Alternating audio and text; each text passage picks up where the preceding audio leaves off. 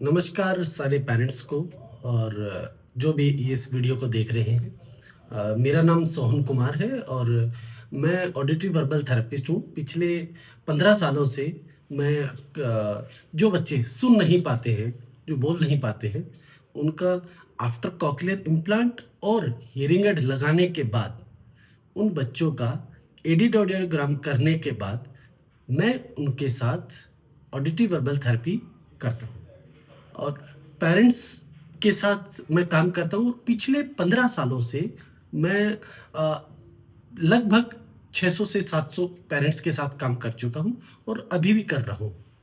और आज मेरा आप सबके सामने आने का एक ही मकसद है कि बहुत सारे पेरेंट्स का कि सर हम दूर दराज रहते हैं, आपके थेरेपी तक नहीं आ पाते, तो अब क्या चल रहा है, हमें कोई अपडेट्स नहीं होती है। तो उन पेरेंट्स के लिए आज मैं उन पेरेंट्स तक पहुंचने के लिए मैं ये आज वीडियो बना रहा हूँ। ठीक है।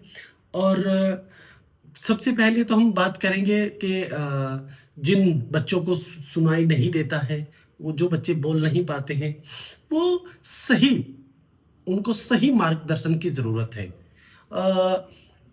हमारे समाज में अ, बहुत ही किसी प्रोफेशनल की राय न लेकर पेरेंट्स द्वारा भिन्न भिन्न प्रकार लोगों से राय ले ली जाती है। इस वजह से बच्चे की उम्र हो जाती है और बच्चे का जो क्रिटिकल पीरियड है वो निकल जाता है। उसके बाद बच्चे का भाषा विकास करना बहुत मुश्किल हो जाता है। ये नहीं कहेंगे कि बच्चे का विकास नहीं हो, भाषा विकास होता है, पर जितना जल्दी हो सके बच्चा हम तक पहुंचता है, उसका स्वर्ण शक्ति का निदान किया जाता है, उस बच्चे की हियरिंग टेस्ट किए जाते हैं और उसका प्रॉपर सूटेबल हियरिंग डिवाइस दिए जाते हैं। जिस बच्चे को हियरिंग एड से ज़रूरत है और हियरिंग एड से उस बच्चे के यदि स्वर्ण शक्ति यदि अच्छा काम कर रहा है हियरिंग एड, तो उसको हियरिंग एड दिया जाता है। जिस बच्चे में हियरिंग एड काम नहीं करता है, उन बच्चों को हम कॉकलियर इम्प्लांट देते हैं। तो मेरा आप लोगों के सामने आने का एक ही मकसद था और हम आगे भी वीडियो बनाएंगे और जो पेरेंट्स हमारे साथ जुड़ेंगे उनको मैं इस वीडियो के द्वारा मैं बता दूं कि हम आगे क्या क्या कवर करेंगे। ठीक है। एंड हम पहली बात तो ये कि कॉकलियर इम्प्लांट क्या है, हियरिंग एड क्या है, ये काम कैसे करते हैं, इनके ऊपर हम बात करेंगे। उसके बाद हम इम्प्लांट क्यों करवाना चाहिए और क्यों नहीं करवाना चाहिए और कब करवाना चाहिए, उनके ऊपर बात रहेगी हमारी। ओके। उसके बाद MRI और HRCT, इनका क्या महत्व है, ये क्यों करवाते हैं, इनके ऊपर भी हम आगे वीडियो में बात करेंगे। आगे वैक्सीनेशन की क्या भूमिका है, आपके बच्चे को कॉकलियर इम्प्लांट के लिए जा रहा है तो उस बच्चे को वैक्सीनेशन क्यों लगवानी चाहिए, उनके ऊपर भी बात करेंगे। उसके बाद हमारा कॉकलियर इम्प्लांट जो जो कंपनियां कॉकलियर इम्प्लांट बनाती हैं उनके बारे में बात करेंगे। इम्प्लांट क्या होता है जो बच्चे के सर के अंदर डलता है, उसके ऊपर बात करेंगे हम कि इस बच्चे को कौन सा इम्प्लांट सूटेबल है, उसके बारे में बात रहेगी। और प्रोसेसर प्रोसेसर मतलब बच्चे को जो बाहर वाला पार्ट जिसके द्वारा बच्चे का सुनने लगता है, उसके भिन्न भिन्न तरह के मॉडल होते हैं, अलग अलग प्रकार के मॉडल होते हैं। और हम आगे जो वीडियोस रहेंगी उनमें हम प्रोसेसर मतलब बाहर की सुनने की मशीन, जो कॉकलियर इम्प्लांट में जो एक एक्सटर्नल होता है, उपकरण होता है, उसके बारे में हम बात करेंगे। उसके हर कंपनियों के जो मॉडल्स हैं बहुत तरह के होते हैं, सबका फीचर्स, सब में कौन कौन से फीचर्स हैं, क्या क्या काम है उनका, आपके बच्चे के भाषा विकास में वो किस तरह से सहायक रहेंगे, उसके बारे में भी बात करेंगे। उसके बाद जो बच्चे जो थेरेपी के लिए जो दूर दराज रहते हैं, थेरेपी के लिए नहीं जा सकते हैं, तो ऑनलाइन थेरेपी कैसे होगी, ऑनलाइन थेरेपी के बारे में बात करेंगे। जो पेरेंट्स ऑनलाइन थेरेपी ले रहे हैं उनका भी हम आपके वीडियो में उनका भी हम वीडियो बना के उनकी जो राय है ऑनलाइन थेरेपी की उसके बारे में कि उनको अच्छी लगी, कितनी अच्छी लगी, ऑनलाइन के द्वारा कितना उनके बच्चे में सुधार हो रहा है, उनके बारे में भी बात करेंगे। इसके बाद हम सर्जन सर्जन सर्जन की बात करेंगे कि सर्जन की क्या भूमिका है कॉकलियर इम्प्लांट प्रोग्राम के अंदर। एंड उसके बाद हम ऑडियोलॉजिस्ट भी इनका हम इंटरव्यू करेंगे, सर्जन का इंटरव्यू करेंगे कि कॉकलियर इम्प्लांट की जो ये यात्रा है, बच्चे की जर्नी है, इसमें ऑडियोलॉजिस्ट की क्या भूमिका है, एक सर्जन की क्या भूमिका है, उनके बारे में भी बात करेंगे। एंड कंपनीज जो कॉकलियर इम्प्लांट जो बनाते हैं उस कंपनी का इन हमारे जो बच्चे हैं जिनको स्मरण की शक्ति जिनकी कम है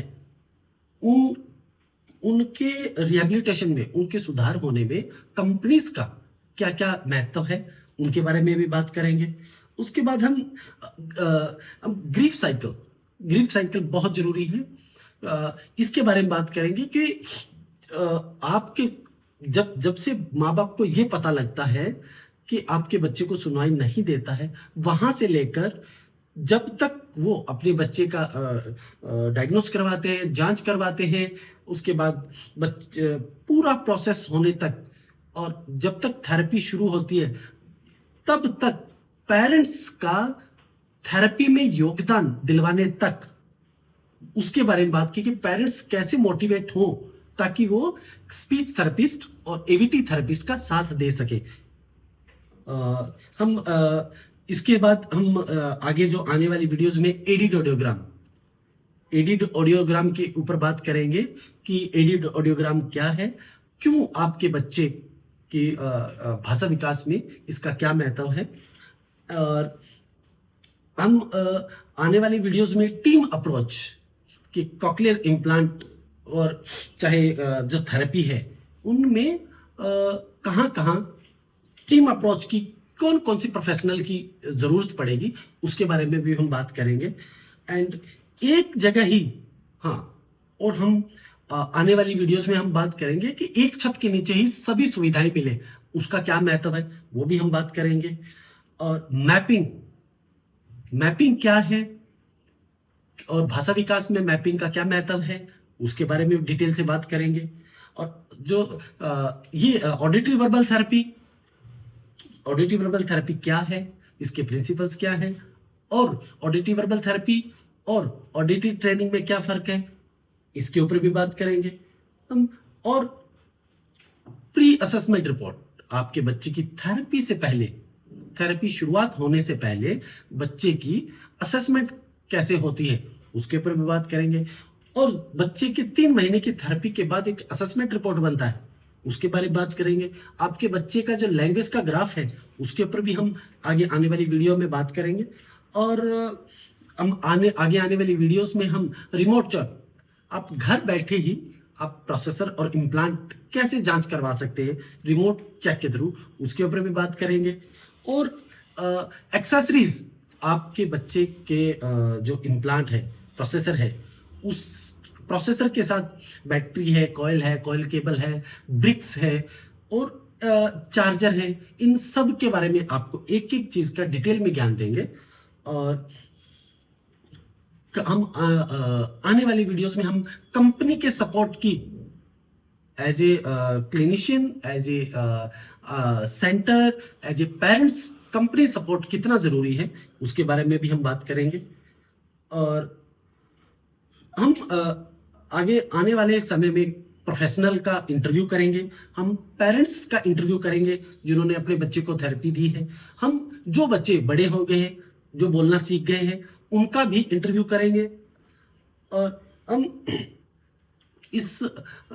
जिन बच्चों की अभी थेरेपी चल रही है उनके माँ बाप के लिए, उनके पेरेंट्स को मोटिवेट के लिए, और जो जिस चीज के लिए स्पेशलाइजेशन है मेरा कि बच्चों को सोसाइटी से कैसे कनेक्ट करना है। बिकॉज पेरेंट्स क्या करते हैं कि जैसे इम्प्लांट लग गया कि बच्चे को छुपाना चाहते हैं, किसी को नहीं बताना चाहते हैं। बट बच्चा को पूरी सोसाइटी से कनेक्ट, कभी वो सब्जी की दुकान पे जाएगा, दूध की दुकान पे जाएगा, स्टेशनरी लेने जाएगा, कहाँ कहाँ उसको जाना पड़ेगा। तो हम उस हर सोसाइटी कनेक्ट, हम carpenter, painter, sweet shop, toy shop, mall, हर जगह जाके पेरेंट्स उन जगह पे जाके किस तरह से अपने बच्चे को भाषा दे सकते हैं, उसके बारे में भी मैं वीडियो बनाने वाला हूँ। ठीक है। एंड एवीटी थेरेपी, आपके बच्चे का भाषा विकास हो गया, उसके बाद आपको क्या करना है उसके बारे में भी बात करेंगे। आपके बच्चे को 2 भाषाएं सिखानी है, उसके बारे में भी हम बात करेंगे। और सबसे बड़ी बात, किस एज में आपके बच्चे का किस एज में कितना सुधार आएगा, उसके ऊपर भी बात करेंगे। कि जिसकी एज कम है उसमें बहुत ज्यादा सुधार आएगा, और जिसकी एज ज्यादा है उनमें सुधार आएगा बट लिमिटेड आएगा। तो उस सब चीजों के बारे में हम डिटेल से बात करेंगे। और ये सब हमारा ये सूची है। तो आगे आने वाले समय में हम आपके साथ इन सब की वीडियो शेयर करेंगे। धन्यवाद।